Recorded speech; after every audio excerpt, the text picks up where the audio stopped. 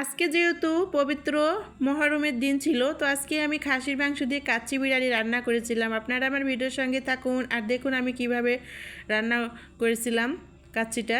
তারপরে দেখেন আমি যেহেতু খাসির মাংস দিয়ে কাচ্চি রান্না করেছিলাম, প্রথমে আমি এখানে 2 কেজি খাসির মাংস নিয়েছিলাম। এখন আমি মাংসতে যা যা উপকরণ লাগবে সব কিছু দিয়ে দিচ্ছি। প্রথমে দিয়ে দিচ্ছি রসুন, পেঁয়াজ আর দিয়ে দিলাম মরিচ। তারপরে এখন দিয়ে দিচ্ছি আমি সব ধরনের মশলা অ্যাড করে দিলাম।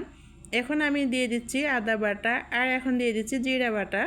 তো জিরা বাটা দেওয়ার পরে দিয়ে দিচ্ছি স্বাদ মতো লবণ দিয়ে দিলাম। আর স্বাদ মতো নয় যে লবণ দেওয়ার পর সব শেষে দিয়ে দেবো রান্নার তেল। তো পরিমাণ মতো আমি রান্নার তেল দিয়ে দিলাম।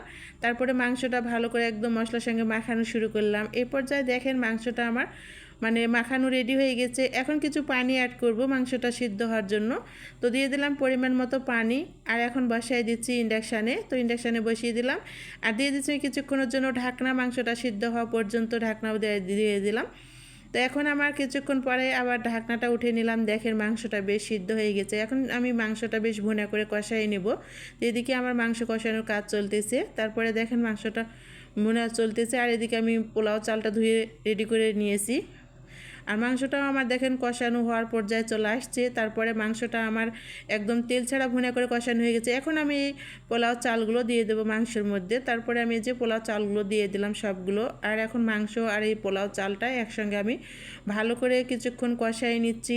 আর এভাবে কষাই নিলে কাচ্চিটা রান্না করলে খেতে বেশ ভালোই লাগবে।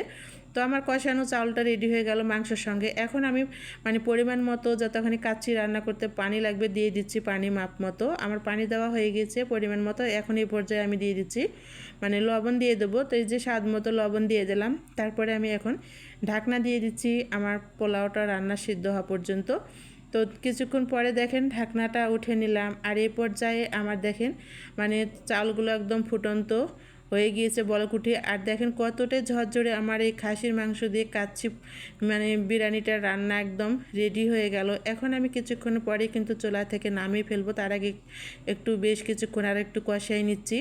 তো কষাই নিলাম আর কষানো আমার রেডি হয়ে গেল। এখন আমি চুলা থেকে নামিয়ে নিলাম আর দেখেন একদম ঝরঝরে আমার খাসির মাংসের কাচ্চি বিরিয়ানি রান্না রেডি হয়ে গেল। কতটাই দেখতে লোভনীয় হয়েছে। আর আমার রান্নার রেসিপি ভালো লাগলে লাইক কমেন্ট শেয়ার করে পাশে থাকবেন। তো আজকে পবিত্র মহরমের দিনের জন্য আমার খাসির মাংস দিয়ে কিন্তু কাচ্চি পোলাও রান্না রেডি হয়ে গেল। এ পর্যন্ত ছিল ভিডিও। সবাই ভালো থাকবেন।